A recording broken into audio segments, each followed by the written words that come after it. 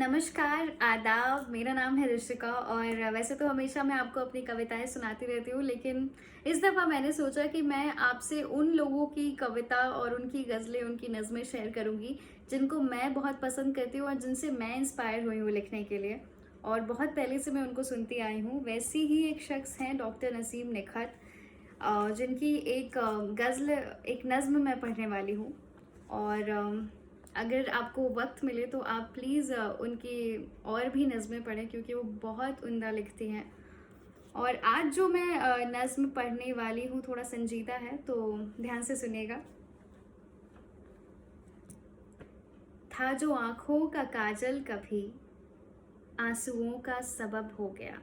सबब यानी कि कारण। था जो आँखों का काजल कभी आँसुओं का सबब हो गया। आईना टुकड़े टुकड़े हुए, दिल लगाना गज़ब हो गया।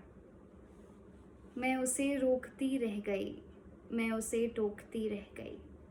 मैं उसे रोकती रह गई, मैं उसे टोकती रह गई। और सफ़र से वो लौटा भी कब, जब ये दिल बेतलब हो गया। था जो आँखों का काजल कभी आँसुओं का सबब हो गया।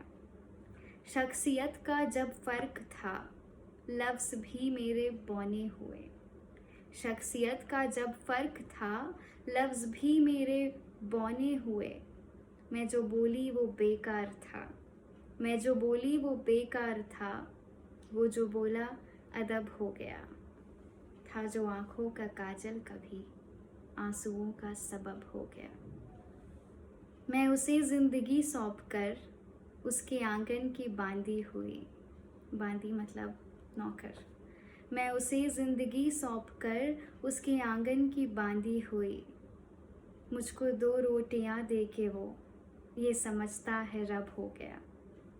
था जो आँखों का काजल कभी आंसुओं का सबब हो गया। तो एक बहुत ही खूबसूरत नज़्म उन्होंने लिखा था और मेरी बहुत इच्छा थी कि मैं आप लोगों को सुनाऊं। एक और उनकी क्या कहूँ इसे, एक्चुअली नज़्म ही है पर वो गा कर सुनाती हैं, लेकिन मैं आप लोगों को गा कर नहीं सुनाऊंगी क्योंकि मैं उतना अच्छा नहीं गाती। सो अब ना वो लड़कपन है, अच्छा सुनाती हूँ।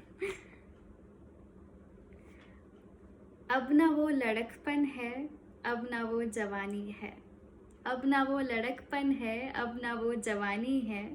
वो अलग कहानी थी, ये अलग कहानी है। लग गई किनारे से सारी कश्तियाँ आखिर। लग गई किनारे से सारी कश्तियाँ आखिर। इस नदी की मैं जूमी आज भी रवानी है। इस नदी की मैं जूमी आज भी रवानी है। लड़कियों पे क्या बीती कुछ बता नहीं पाती। लड़कियों पे क्या बीती कुछ बता नहीं पाती।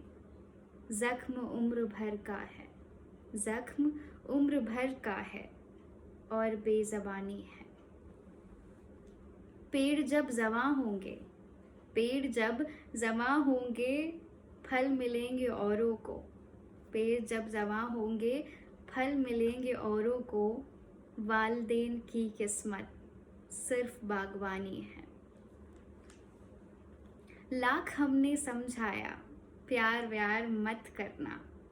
लाख हमने समझाया प्यार व्यार मत करना। नौजवान लड़कों ने बात किसकी मानी है। और वो बोलती हैं क्यों समझाया, ये भी सुनिए। देख कर घर बर हैसियत पे मरती हैं। देख कर घर बर हैसियत पे मरती हैं।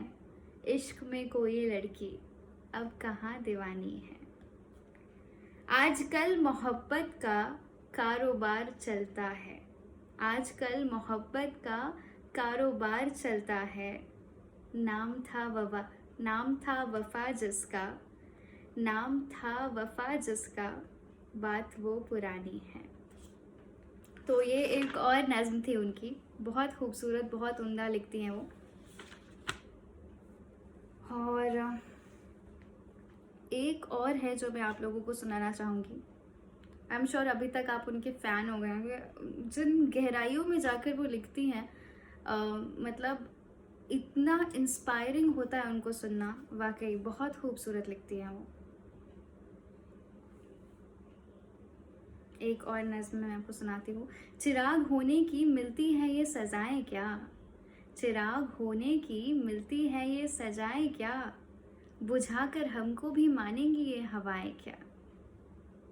हमारे चारों तरफ हादसे हुए लेकिन, हमारे चारों तरफ हादसे हुए लेकिन, हमें बचाती हैं माँ बाप की दुआएं क्या।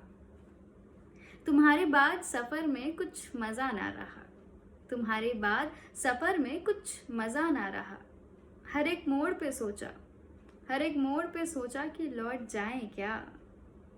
हमारे चेहरे के दागों पे तंज करते हो, हमारे चेहरे के दागों पे तंज करते हो, हमारे पास भी है आईना दिखलाएं क्या। हमें लिबास भी सादा पसंद है नखत, हमें लिबास भी सादा पसंद है नखत, जो दिल ही बुझ गया बाहर से जगमगाए क्या। तो ये थी एक और खूबसूरत नज़्म उनकी। और आई एम श्योर आज की जो हमारी कवित्री थी डॉक्टर नसीम निखत, वो आपको बहुत पसंद आई होंगी, उनकी गज़लें, उनकी नज़में। और ये मेरी छोटी सी कोशिश थी कि आप उनसे रूबरू हों, अगर आपने ऑलरेडी उनको नहीं सुना है तो। वैसे तो वो बहुत ही महान कवित्री हैं और हम लोग उनसे इंस्पायर हो सकते हैं। बहुत ही अच्छा खूबसूरत लिखती हैं और अपने लफ्ज़ों से सारी सच्चाई बयां कर देती है, मुझे ऐसा लगता है। तो आप लोग प्लीज़ उन्हें ज़रूर सुनिएगा। और अगर आपको ये पसंद आया ये सेशन तो आप प्लीज़ मुझे कमेंट करके बताएं, ताकि मैं मेरी जो और भी फेवरेट शायर हैं, जो और भी लोग हैं जिनको मैं सुनती हूँ, मैं उनकी भी फेवरेट गज़लें, नज़में आप लोगों को सुनाऊँ। तो मिलते हैं फिर से, शुक्रिया।